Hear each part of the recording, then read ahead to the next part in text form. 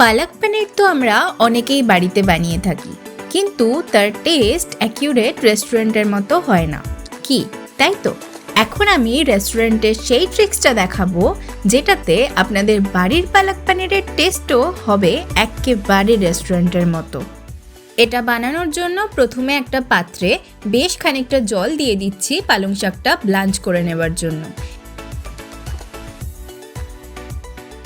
এবার জলের মধ্যে দিয়ে দিচ্ছি হাফ টিস্পুন বেকিং সোডা আর হাফ টিস্পুন চিনি।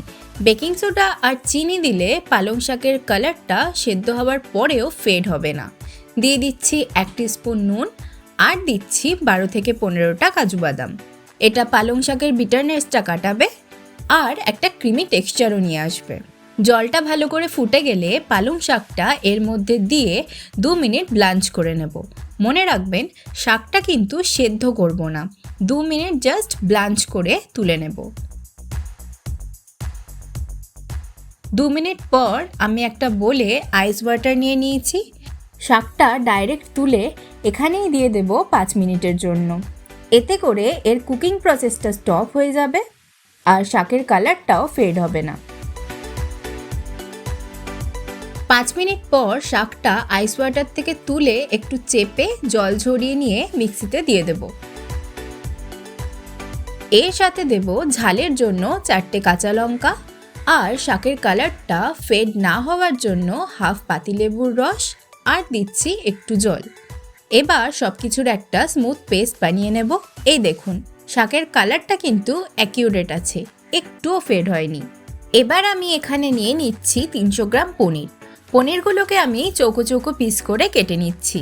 আপনারা চাইলে পনিরগুলো হালকা ভেজেও নিতে পারেন, কিন্তু আমি এখানে ভাজবো না, কারণ আমার মনে হয় পনিরগুলো না ভেজে এই রান্নায় দিলে পনিরগুলো বেশি জুসি লাগে খেতে। পনিরগুলো কাটা হয়ে গেছে, এবার এগুলোকে একটা সাইডে সরিয়ে রাখবো। এবার রান্নার আসল প্রসেস। একটা কড়াইয়ে দিয়ে দিচ্ছি 2 টিস্পুন ঘি আর 3 টেবিল স্পুন সাদা তেল। তেলটা একটু গরম হলে এর মধ্যে দিয়ে দেব 1 টিস্পুন গোটা জিরে আর একটা শুকনো লঙ্কা। এবার এর মধ্যে দিয়ে দিচ্ছি 12 থেকে 15টা রসুনের বড় কোয়া ফাইনলি চপ করা। এই রান্নাটায় একটু বেশি রসুন লাগে, আর এমন ফাইনলি চপ রসুন দিলেই কিন্তু এর টেস্টটা বেশি ভালো হয়। রসুনটাকে এখানে ভালো করে ভেজে নিতে হবে। রসুনটা গোল্ডেন ব্রাউন হয়ে গেলে এবার এর মধ্যে 2টো বড় ফাইনলি চপ করা পেঁয়াজ দিয়ে দিচ্ছি।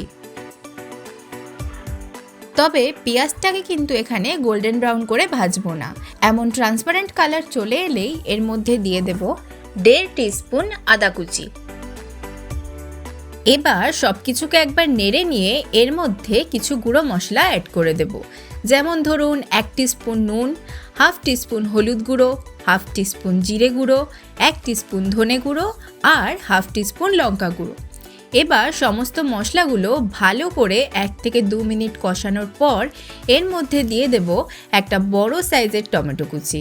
টমেটোটা ততক্ষণ পর্যন্ত কষিয়ে নেব যতক্ষণ না পর্যন্ত এটা গলে গলে যাচ্ছে।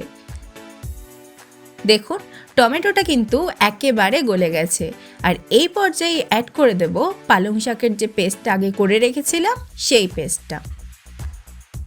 এবার পালং শাকের পেস্টটাকে ভালো করে মশলাটার সাথে 5 থেকে 7 মিনিট মিশিয়ে নেব।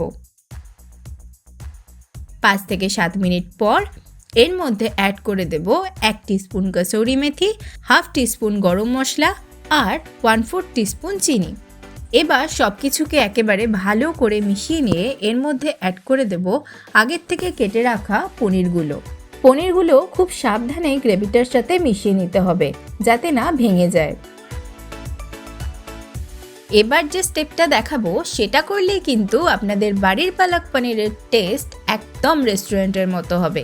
তার জন্য একটা প্যানে 1 টিস্পুন বাটার, 1 টিস্পুন রসুন কুচি, 1 teaspoon Kashmiri red chilli powder আর 1 টিস্পুন কসুরি মেথি দিয়ে একটু ভেজে নিয়ে এটাকে পনিরের মধ্যে অ্যাড করে দেব।